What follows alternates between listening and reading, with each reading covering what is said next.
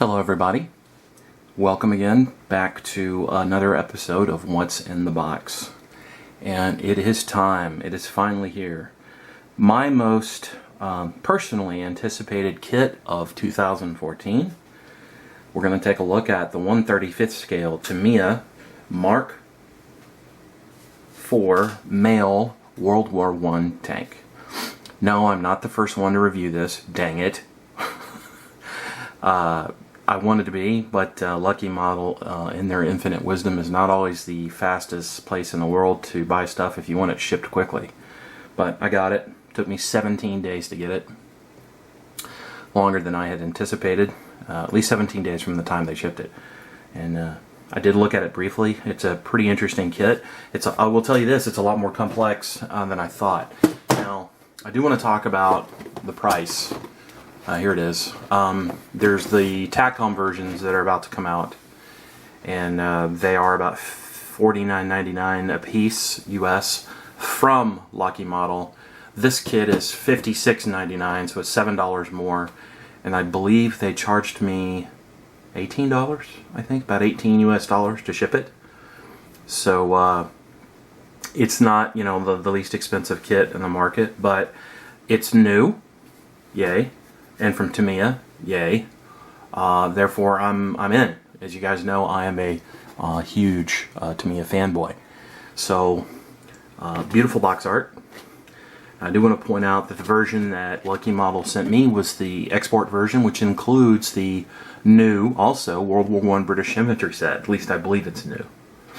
And really nice box art, showing off the 6-pounder guns and the Vickers machine guns on the sponsons on the side. And I believe this picture depicts an unknown unit. At least that's what the instruction sheet says. It has a picture of the motor. And we're going to be talking about this whole motorization thing and we get into side. And you might be surprised at my response on this whole motorization topic, because I know a lot of people have discussed it as they have taken a look at this kit. So, box art, here's the 2014 date. Side showing this Glamorgan G Battalion, 1918. Glamorgan, I hope I pronounced that correctly. It's a nice additional box art. Another picture of that on the side, the same as the front. This picture is of another unit, the H-45 Hyacinth, 8th Battalion, France, November 1917. And it shows a cutaway of the drive mechanism, which is, I think, pretty interesting. You can see that as well. And then a picture of the included British figure set. It's telling us it requires a single AA battery to run it. Let's look at the plastic. Let's look at this kit. And here we go. Right on the top, we have a notice that drive sprockets, something about the different sizes. Note that drive sprockets have 3 larger and 3 smaller holes. Okay. And this is actually showing assembly with screws. So this part would be for the motorization process. And before I begin, I do want to talk about that. I know a lot of people have stated that, ones that have bought this kit at least, that they will not be assembling the the motorized portion of the kit. I understand that, because everyone is free, of course, to do what they want with their own kit. I, however, will be building the motorization. I figured I paid for it, it's in the kit, and looking at the instructions, you're going to be putting a lot of the drive mechanism together anyways. Why not go ahead and assemble it?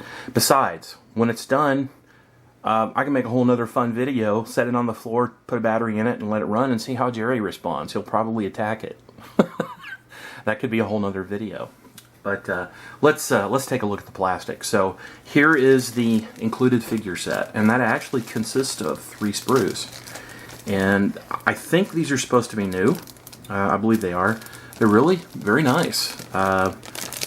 If you look at the detail on the soldiers' uniforms, the web gear, the straps all look pretty good. Probably going to require some filler after assembly.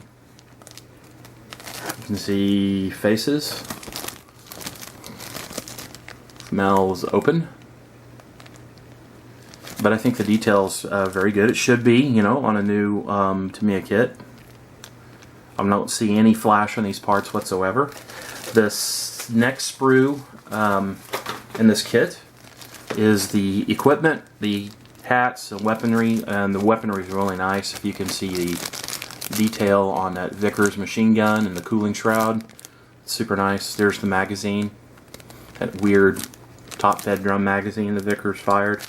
And you'll notice that the Lee Enfield rifles, bolt-action rifles, actually have the bayonets affixed. And guys, the detail on this is exquisite. I think that goes without saying if you can just see those. Short magazine, Lee Enfield rifle. Alright, let's see what else we have.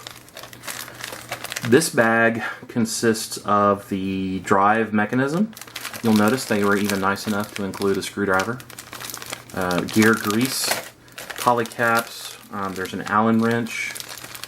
All that's pretty nice. A bunch of brass parts, that's also probably more for the drive mechanism, but all will handily located in this single plastic bag.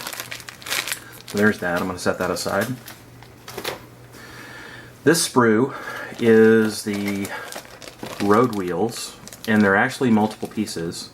Drive sprockets, and there's tons of them. Now, in and of itself, they don't show a ton of detail, but they don't need to because they're going to be covered with those armored side skirts.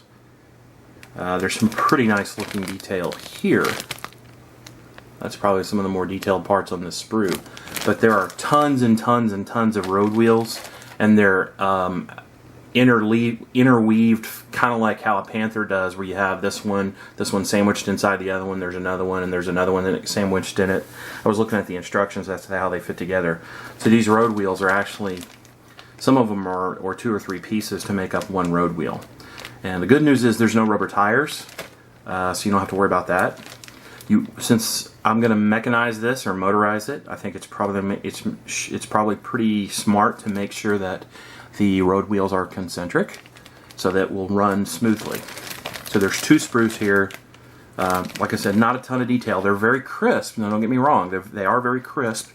There is no flash in sight, but not a ton of detail. Of course, that would not be necessary. Now, here are the track links. The track links are nice. They're very nice.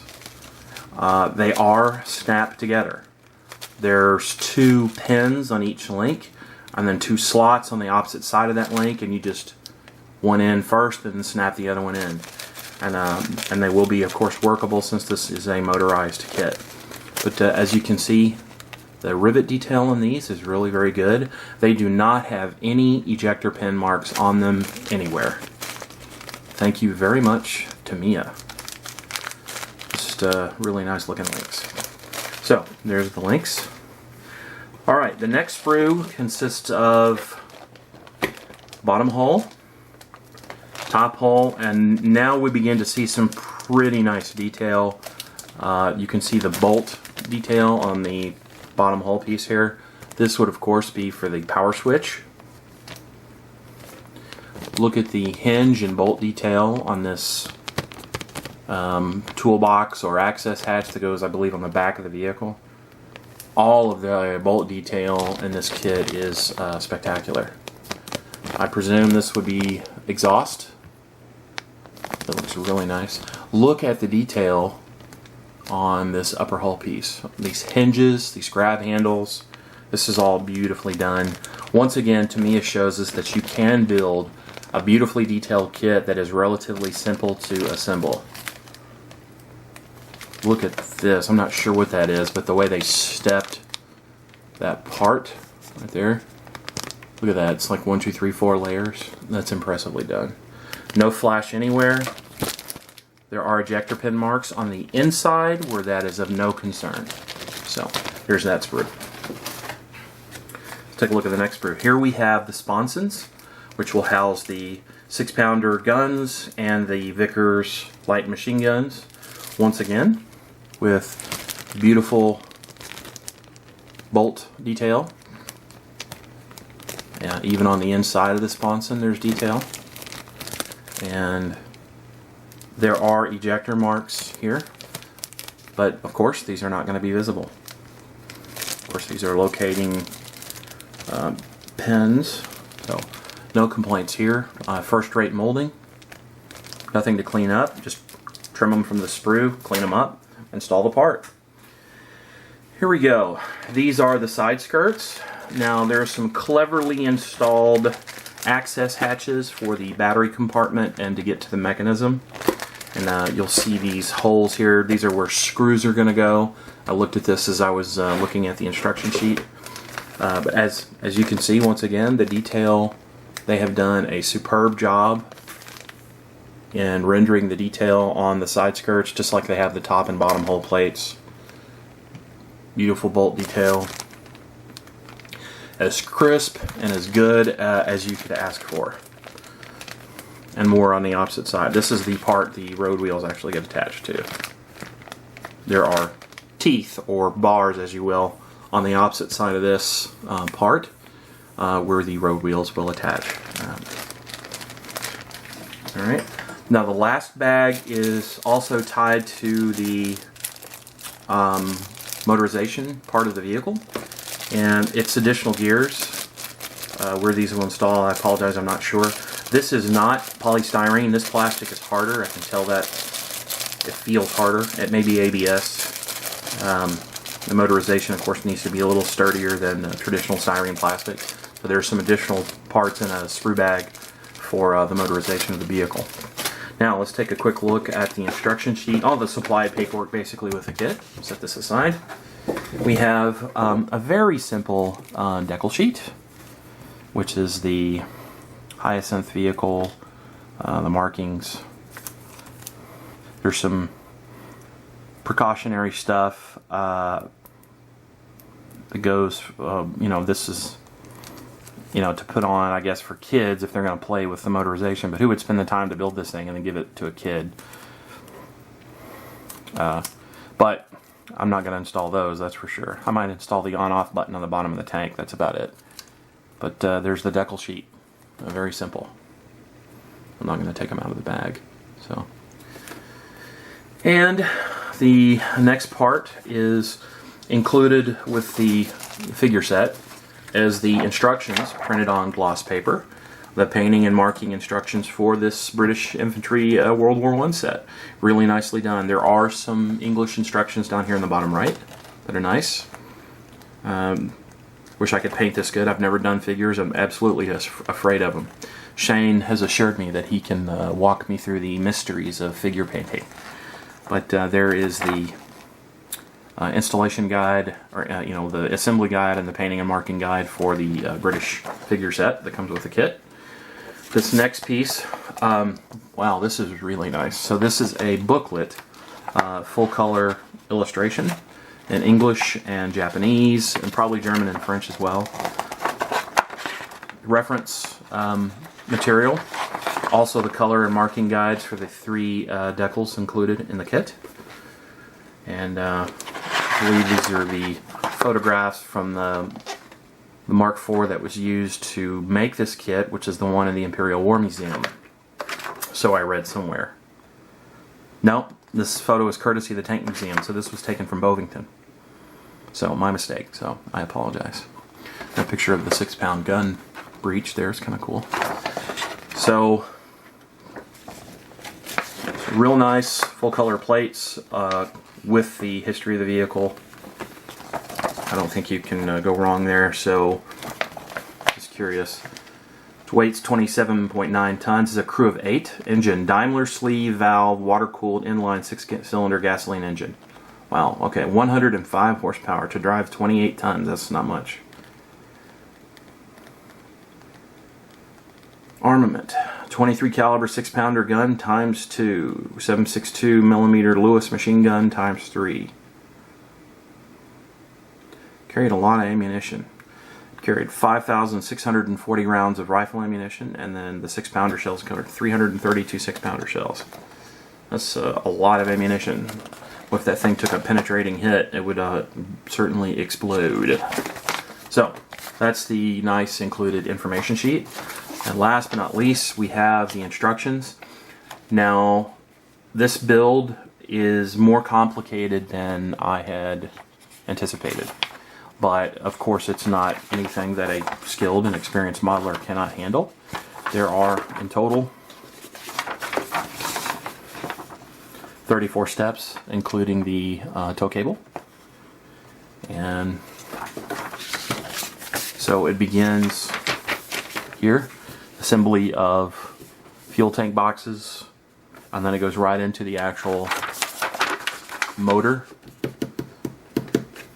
the electric motor to drive the vehicle, the assembly of the battery box. That consumes a pretty good portion of the tank.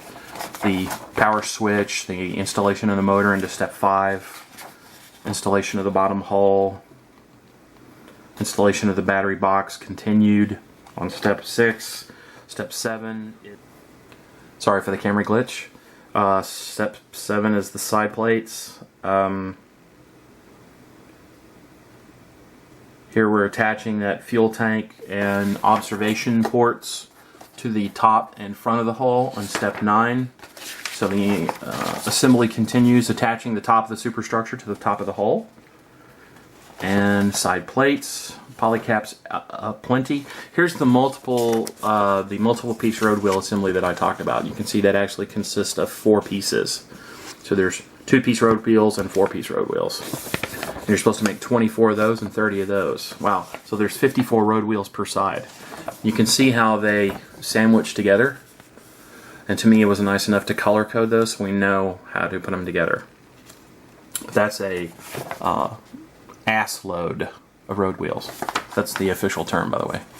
So assembly continues. No surprises. Continue with gear assembly for the drive mechanism. Road wheels, side plates, that's the battery access compartment. The actual drive sprocket of the vehicles up front here. Gear assembly there. Here you actually assemble these gears. That's all of these plastic parts in that bag. Front hull parts down here at the bottom.